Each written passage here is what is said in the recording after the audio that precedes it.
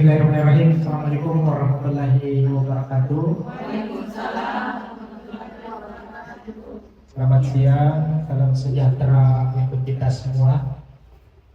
Yang pertama, saya mengucapkan terima kasih. Di era sekarang ini, kematian ibu dan kematian bayi itu menjadi program utama di pemerintahan kita, terutama baik di pusat sampai ke tingkat desa. Adalah bagaimana terkait pencegahan ibu dan bayi.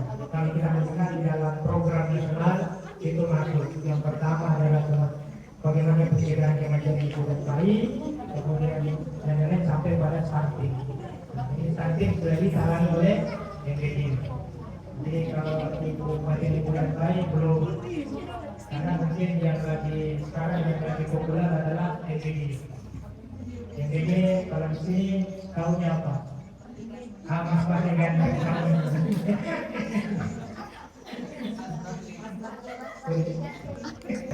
karena kenapa?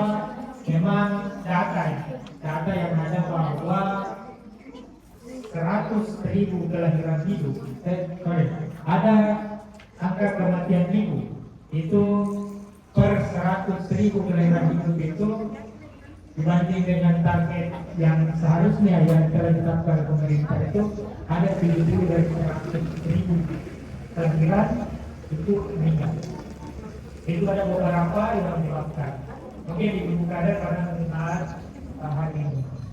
Kemudian bagaimana terkait PHBS di layanan maternitis. Jadi maternitis itu bagaimana layanan neonatal dan maternal di rumah sakit ataupun di fasilitas kesehatan, contohnya seperti yang ada di sini mungkin puskesmas atau pustu ya. Di sini ada puskesmas. Oh, di sini pustu, puskesdes, ya, atau posyandu, puskesdes, pustu sama saja. Jadi mungkin layanannya ada setiap bulan di tanggal berapa ada layanan. Tapi kalau pustu atau puskesdes itu tidak desa setiap hari. Sama juga dengan bidan ya. Di desa itu dia segala-galanya, berdokter spesialis, dari dokter umum. Jadi ini tepuk tangan dulu untuk bidan kita. Jadi memang bidan desa ini yang biasa ditangani dari spesialis dia panggilnya bu dokter. Jadi begitulah untuk kehebatan para tenaga nakes-nakes kita yang ada di Indonesia. Jadi kalau kita bagaimana terkait perilaku hidup sehat dalam konteks pelayanan neonatal dan maternal, maka ada beberapa yang harus kita perhatikan, mulai dari individu.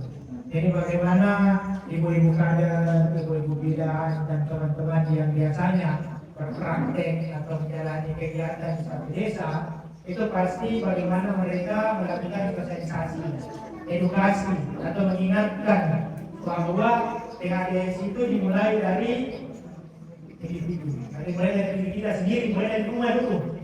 Jadi bukan selalu bilang diri kita dulu diatur bagaimana disehatkan, bagaimana baru diarahkan lagi ke ekonomi. Jadi dalam individu mulai dari kebersihan diri, mandi berapa bu? 2 kali, bukan 7 kali, kalau 7 kali mandi kembang. Kemudian ada nutrisi, bagaimana kita memperhatikan nutrisi yang masuk. Jadi suami-suami biasanya terutama ada kebiasaan merokok. Ini yang paling susah. Karena apa bangsanya suami-suami kita merokok mati, tidak merokok juga mati.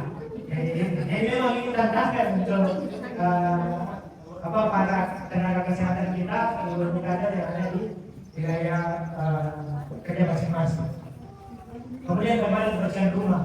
Kemudian selanjutnya ada pemberian ASI, inklusif atau menyusui yang minimal 6 bulan tetap. Itu yang perlu kita lakukan. Kemudian di tingkat institusi ada protokol kebersihan, itu lebih kepada puskesmas nantinya. Nah, tapi kita ke puskesmas lebih bersih rumah daripada puskesmas, itu yang perlu diperhatikan. Lebih bersih rumah daripada posyandu, lebih bersih rumah daripada puskesmas, itu bahaya seperti itu. Jadi ini yang perlu diperhatikan juga. Kemudian ada bagaimana implementasi PHBS di rumah sakit. Nah ini kalau di rumah sakit paling dasar ada yang disebut dengan cuci tangan. Cuci tangan ini biasa ada lagu-lagunya. Cuma jangan mesti menyanyi kan. Sampai sore kan. Saya kalau tak kalah satu lagu ini nggak berhenti. Jadi kita mulai dari kebersihan tangan. Jadi kebersihan tangan ada 5 momen cuci tangan kalau di rumah sakit. Jadi ibu-ibu nantinya ketika di rumah sakit pasti itu akan diajarkan bagaimana cuci tangan di 5 momen itu.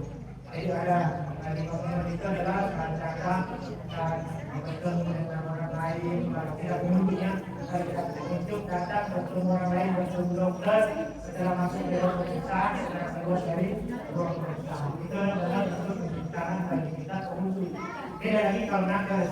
Nakes ada lagi ada 3 sebelum 2 sesudah. Kesempatan siang hari ini lebih dan kurangnya mau dimaafkan karena kalau lama-lama juga nanti bosan nih. Jadi kita akhiri sampai di sini. Yang mau bertanya silakan bertanya. Yang bisa saya jawab alhamdulillah, yang tidak saya bisa jawab ada kebinaan. Jadi itu mungkin yang bisa saya sampaikan. Wabillahi taufiq wal hidayah. Assalamualaikum warahmatullahi wabarakatuh. Ya, itulah tadi materi yang kami bawakan